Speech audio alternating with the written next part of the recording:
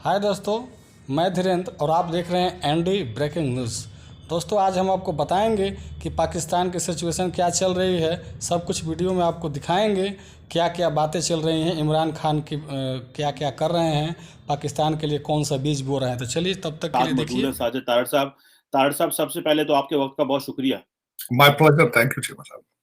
आइए तारड़ साहब, आज आपसे काफी लंबा एजेंडा है जो डिस्कस करना है। वो ये है कि भारत के एक मेजर है, मेजर गौरव आर्या, उन्होंने कहा है जनाब कि हमारी जो जो काम हमने पाकिस्तान के खिलाफ हमारी फौज ने करना था वो तो इमरान खान कर रहे हैं। और ये जो एक इस पर भी तबसरा कीजिएगा और ये बताइएगा तारड़ साहब कि इस वक्त एक ग्लोबल माहौल भी हमारे खिलाफ बन रहा है, जिसमें बरतानिया के जब वजीर आजम आए तो उसमें भी जो काफी चीजें पाकिस्तान के खिलाफ कही गई।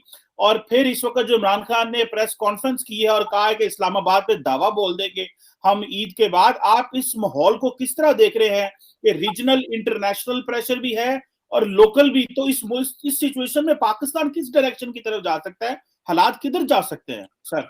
चीमा साहब, पाकिस्तान दिन ब दिन, कहते हैं minute by minute is slipping out a hand. हालात मुसलसल खराब हो रहे हैं। मैं शुरू तो खैर करना चाहूंगा इमरान साहब की जो लाहौर का जलसा है वहां से, और उसके बाद जिस तरह आपने फरमाया कि मैं उसको क्लोज अप करना चाहूंगा कि जिस तरीके से इस वक्त जो बरतानवी प्रीमियर इस वक्त वहां दौरे पे हैं, और उसके बाद हमारा जो आईएमएफ का जो वॉशिंगटन डीसी में इस वक्त डिस्कशन चल रही है, इन चीजों पे क्लोज करूंगा।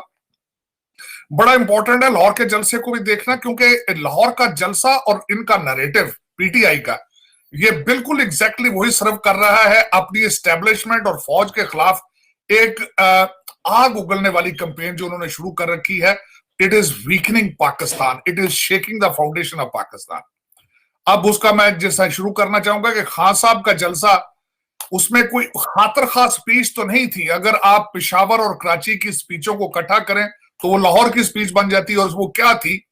वही स्टोरी फिर दोबारा, गुलामी और आजादी। फिर वही कि मैं क्रिकेट का कप्तान हूं तो मेरा हक बनता है पाकिस्तान को रूल करना। इस्लामोफोबिया, $31 बिलियन हम लेकर आए थे जो फॉरेन रेमिटेंस थी। मैं रूस से गंदम लेने गया था महंगाई को कंट्रोल करने के लिए। मैं अफगानिस्तान, अमेरिका के खिलाफ निकले, जंग का ऐलान करें। किसानों की आमदन हमने बढ़ा दी थी। हमने किसानों के लिए बहुत कुछ किया। हालांकि सारी दुनिया को पता है कि खाद की स्मगलिंग इनके दौर में हुई है। ना सिर्फ अफगानिस्तान बल्कि वस्ती एशिया की स्टेटों तक पाकिस्तान की खाद स्मगल हुई, और पाकिस्तान में किसान जो है वो बेचारे जलीलो ख्वार हो गए। उसके बाद उन्होंने तोशा खाना को बहुत लाइटली लिया। जो नई चीज शुरू कर रहे हैं आजकल, अमेरिका का नाम उन्होंने साम्राज्य रख दिया है। फिर उन्होंने अपने आप को कंपेयर करते हैं भुट्टो के साथ कि एक धमकी भुट्टो को आई थी, फिर दूसरी धमकी परवेज मुशर्रफ को आई अमेरिका की तरफ से, अब मुझे आ रही है।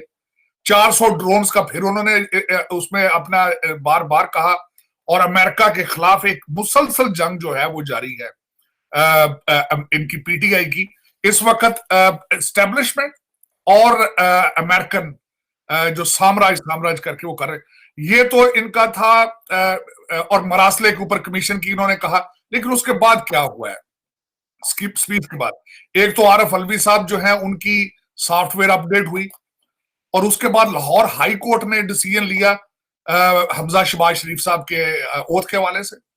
फिर नेशनल सिक्योरिटी काउंसिल की मीटिंग हुई। फिर उसके बाद डॉलर की उड़ान है, डॉलर आउट ऑफ कंट्रोल हो रहा है। शहबाज शरीफ साहब की स्पीडें तेज हैं, कभी वो बलूचिस्तान जा रहे हैं, कभी वो अफगानिस्तान वाले बॉर्डर पे जा रहे हैं। मैडम मजारी का है, उनका स्कैंडल बाहर एक आ चुका है, 40,000 कनाल जमीन का। और उसके बाद क्रिटिसाइज कर रही है आज पीटीआई मुफ्ता इस्माइल साहब के, वो उन्होंने आईएमएफ के सामने सरेंडर कर दिया।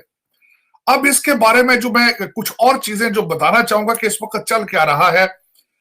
इमरान खान साहब और पीटीआई खुद ही क्यों स्लिप हो रहे हैं, लेकिन इस वक्त जो हालात उन्होंने क्रिएट कर दिए हैं कि उन्होंने सिक्योरिटी काउंसिल के बाद एक प्रेस कॉन्फ्रेंस की है, और उसमें उन्होंने फिर दोबारा कहा है कि कवा सफेद है। वो कहते ना कहां चिट्टा है, और पाकिस्तानी पीटीआई के उनके वर्कर मानते हैं जी कहां चिट्टा है। और क्योंकि उसकी वजह ये है, उसको अगर इंग्लिश में पढ़ा जाए, नेशनल सिक्योरिटी काउंसिल का जो स्टेटमेंट है उसके आखिर में सबसे बड़ी बात जो की गई है कि इसमें कोई कॉन्स्पिरेसी इन्वॉल्व नहीं है।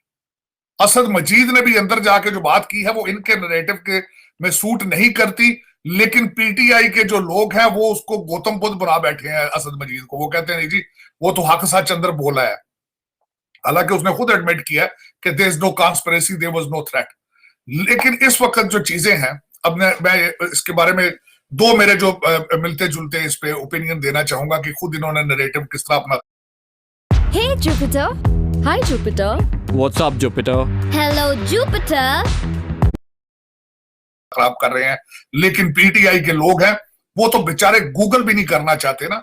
अगर गूगल करके देखें तो उन्हें पता चल जाना है कि अदम एतमाद की जो जो जो थी तहरीक, वो तो बहुत अरसे से शुरू थी। जो मुलाकातें परवेज लाई की हो रही थी शहबाज शरीफ से, और जो इनकी, मेरा मकसद है अगर हकीकतन देखा जाए तो अदम एतमाद की जो तहरीक थी वो तो जिस दिन ये आए थे पावर में 3 साल 3.5 साल बाद उससे वो शुरू हो चुकी थी। अब उसके बारे में जो खासकर इनके एक राइट हैंड मिनिस्टर साहब ने जो ये दिया है, स्टेटमेंट दी है कि हमारे फौज के साथ रिलेशनशिप ठीक नहीं है, अगर ठीक होते तो आज हुकूमत में होते।